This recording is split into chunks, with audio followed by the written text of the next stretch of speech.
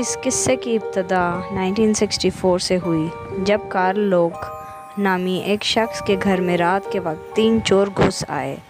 Karl لوک کو ان کی موجودگی کا پتہ چلا تو اس نے اپنے ذاتی دفاع کے لیے آٹومیٹک رائفل سے ان تینوں کو موت کے گھاٹ اتار دیا، لیکن بعد میں یہ پتہ چلا کہ یہ تینوں چور آپس میں سگے بھائی اور کارل لوک کے ہمسائے تھے، جن کے ساتھ اکثر کارل لوک کا اختلاف بلکہ جھگڑا رہتا تھا۔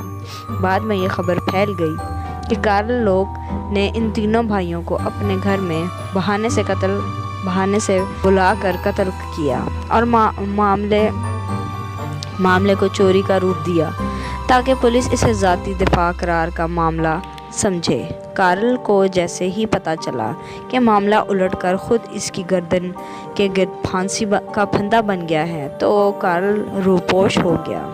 اسے ڈھونڈنے کی ہر قسم کی کوششیں بے سود رہیں اور کارل کا کوئی پتہ نہ چل سکا۔ کیا آپ جانتے ہیں کہ کارل کہاں جا کر چھپا تھا؟ جی، خود اپنے ہی گھر کے ایک چھوٹے سے تہہ خانے میں، جس کا کل رقبہ 2 میٹر ضرب 1 میٹر سے زیادہ نہیں تھا۔ کارل نے پھانسی سے بچنے کے لیے اپنی بیوی سے بھی اس بات کا عہد لیا کہ وہ اس بارے میں کسی سے ذکر تک نہ کرے، بلکہ یہ خبر راز ہی رہے، اور اس بات کا اپنے بچوں سے بھی ذکر نہیں کرے گی۔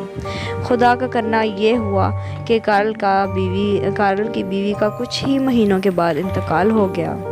کارل کے بچے اپنے باپ کی موجودگی سے بے خبر اور یہ سمجھتے ہوئے کہ ان کا باپ بہت عرصہ پہلے مر گیا تھا، بڑے ہو گئے، اور اس طرح کارل اپنی ہی تیار کی ہوئی قبر میں 37 سال تک زندہ دفن رہا۔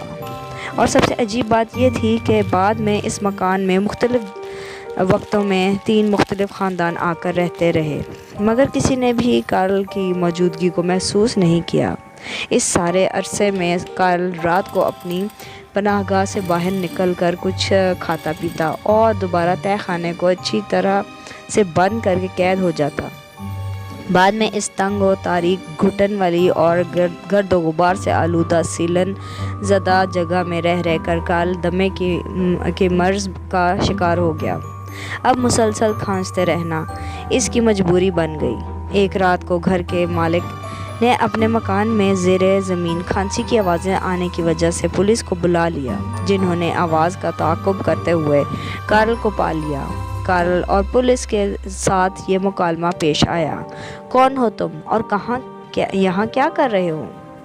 میرا نام کارل لوک ہے اور میں یہاں گزشتہ 37 سالوں سے رہ رہا ہوں۔ ساتھ ہی اس کے اپنے اس طرح چھپ کر رہنے کا سبب بتایا۔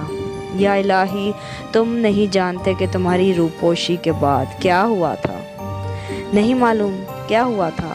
ان تینوں بھائیوں کی ماں نے اعتراف کیا تھا کہ اس کے بیٹوں نے تمہارے گھر میں چوری کرنے کا منصوبہ خود اس کے سامنے بنایا تھا، اور اس طرح عدالت نے تمہیں فوری طور پر بری کرنے کا حکم صادر کر دیا تھا۔